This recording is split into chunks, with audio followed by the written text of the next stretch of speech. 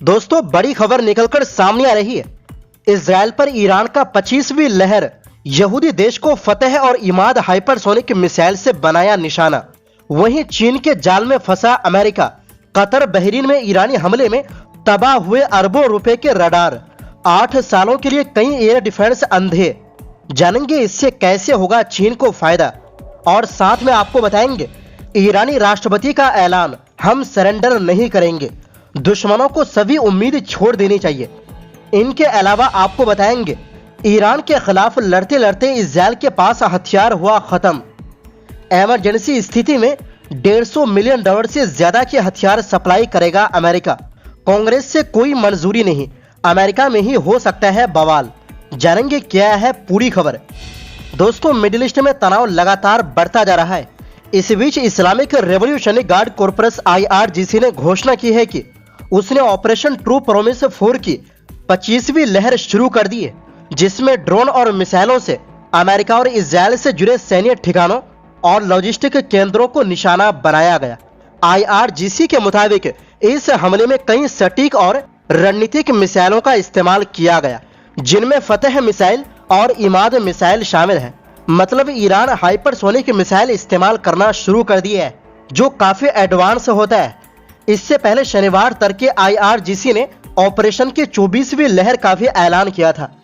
उस हमले में तेल अवीव समेत कब्जे वाले इलाकों के केंद्र को निशाना बनाने का दावा किया गया और कहा गया कि दागी गई सभी मिसाइलें अपने तय लक्ष्यों पर जाकर गिरी।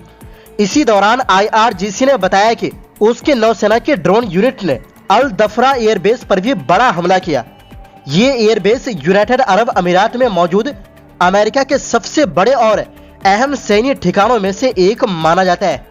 IRGC के मुताबिक इस हमले में ड्रोन के जरिए air warfare centre, satellite communication system, early warning radar और फायर कंट्रोल रडार को निशाना बनाया गया। उधर ईरानी सेना ने अपने बयान में कहा कि पिछले 24 घंटों में उसकी एयर डिफेंस यूनिट ने 13 आधुनिक ड्रोन मार गिराए।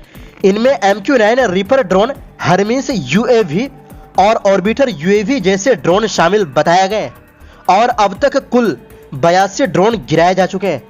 वहीं दूसरी ओर ईरान ने कतर और बहरीन में अमेरिका के करोड़ों डॉलर के रडार को नष्ट कर दिया है।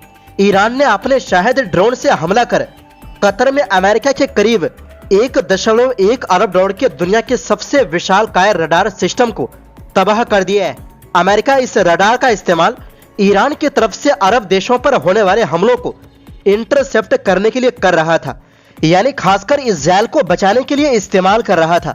इसलिए ये काफी महत्वपूर्ण था, जो कि अमेरिका के लिए बड़ा झटका है। कुछ लोगों का कहना है कि ईरान का एक शाहिद सीरीज का कामिकेज ड्रोन, जिसकी कीमत सिर्फ $20,000 थी, उसने कतर में अल उदीद एयरबेस पर ANFPS 132 block 5 upgraded early warning radar पर हमला किया था।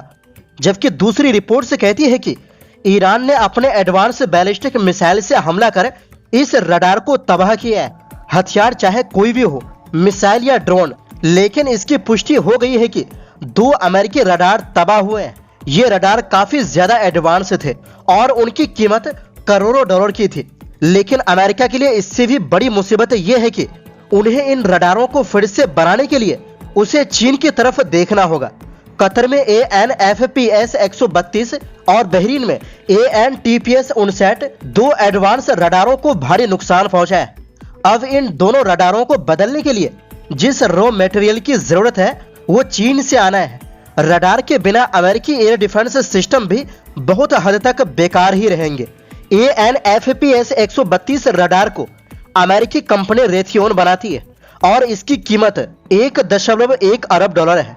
अब इस रडार को नए सिरे से बनाने में 5 से 8 साल लगेंगे।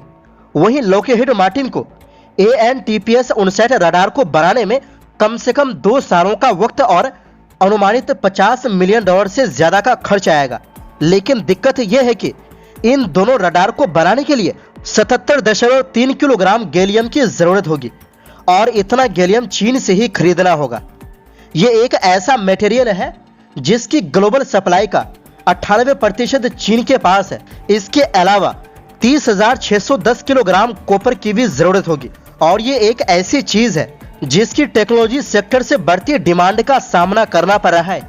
अब चीन और अमेरिका के बीच का रिश्ता कैसा है, ये तो किसी से छिपी नहीं है। ऐसे में क्या चीन अमेरिका को नए रडार बनाने के लिए रॉ मटेरियल की सप्लाई जल्द करेगा, ये बड़ा सवाल है।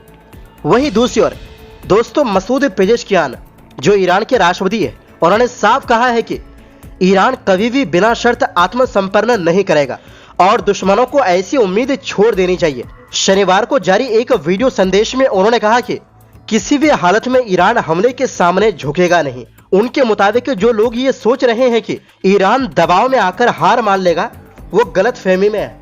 उन्होंने कहा कि आज देश एक मुश्किल दौर से गुजर रहा है और ईरान पर अमेरिका और इजराइल की तरफ से हमला और दबाव बढ़ाया जा रहा है।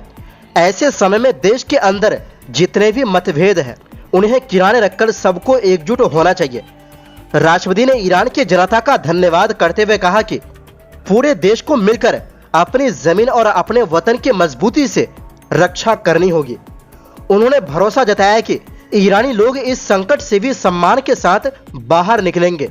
उन्होंने ये भी कहा कि ईरान हमेशा अंतर्राष्ट्रीय कानून और मानवीय सिद्धांतों का सम्मान करता है और बाकी देशों को भी इन नियमों का पालन करना चाहिए। पेजेश्कियान ने साफ किया कि ईरान का पड़ोसी देशों पर हमला करने का कोई इरादा नहीं है। उन्होंने कहा कि पड़ोसी देश हमारे भाई जैसे हैं और उनके साथ मिलकर क्षेत्र में शांति और स्थिरता कायम की जानी चाहिए। राष्ट्रपति के मुताबिक हाल ही में हुई एक अहम बैठक में यह फैसला लिया गया है कि ईरान की सेना पड़ोसी देशों पर हमला या मिसाइल दागेगी नहीं, जब तक कि दुश्मन उन देशों की जमीन का इस्तेमाल करके ईरान पर हमला करने की कोशिश ना करे। उन्होंने अंत में कहा कि पड़ोसी देशों के साथ किसी भी समस्या को जंग से नहीं बल्कि बातचीत और कूटनीति से हल किया जाना चाहिए। वहीं दूसरी ओर दोस्तों, कुछ ही दिनों के अंदर इजराइल के पास हथियारों का भंडार खत्म हो चुका है। ईरान जिस तरह से जवाबी कार्रवाई कर रहा है, उससे अमेरिका और इजराइल हैरान और परेशान है। इस बीच खबर है कि मध्य पूर्व में बढ़ते तनाव के बीच अमेरिका ने इजराइल को बड़ी मात्रा में हथियार भेजने का फैसला किया है। अमेरिकी विदेश मंत्रालय ने बताया कि करीब 151.8 मिलियन डॉलर यानी लगभग 1200 करोड़ रुपए से ज्यादा की सैन्य सामग्री इजराइल को देने की मंजूरी दी गई है और यह फैसला कांग्रेस की सामान्य समीक्षा के बिना ही कर दिया गया। अमेरिका के विदेश मंत्री मार्को रूबियो ने इस डील को आपात स्थिति बताते हुए तुरंत मंजूरी दे दी। आमतौर पर ऐसे हथियार सौदों को पहले अमेरिकी कांग्रेस की समीक्षा से गुजरना पड़ता है, लेकिन इस बार उस प्रक्रिया को दरकिनार कर दिया गया। अमेरिकी विदेश मंत्रालय के अनुसार इजराइल ने लगभग 12,000 BLU 110 AB बम खरीदने की मांग की थी। इन बमों का वजन करीब 1000 पाउंड यानी लगभग 450 किलो होता है और इन्हें बहुत शक्तिशाली माना जाता है। ये बम पुराने मार्क 83 बम का एडवांस वर्जन है और आमतौर पर मजबूत सैन्य ठिकानों, बंकरों और किलेबंद जगहों को निशाना बनाने के लिए इस्तेमाल किए जाते हैं। अमेरिकी सरकार का कहना है कि ये हथियार सौदा इजराइल की सुरक्षा को मजबूत करेगा और उसे मौजूदा तथा भविष्य के खतरों से निपटने में मदद देगा। हालांकि कांग्रेस को भेजी गई जानकारी में यह साफ नहीं किया गया कि इजराइल इन बमों का इस्तेमाल आखिर कहां करने वाला है। कांग्रेस की समीक्षा को इस तरह दरकिनार करना अमेरिका में अक्सर विवाद खड़ा कर देता है। कई सांसद मानते हैं कि अंतर्राष्ट्रीय संघर्षों में अमेरिकी हथियारों के इस्तेमाल पर सख्त निगरानी होनी चाहिए। तो दोस्तों, फिलहाल के लिए इस रिपोर्ट में बस इतना ही। फिर मिलेंगे एक नई रिपोर्ट्स के साथ।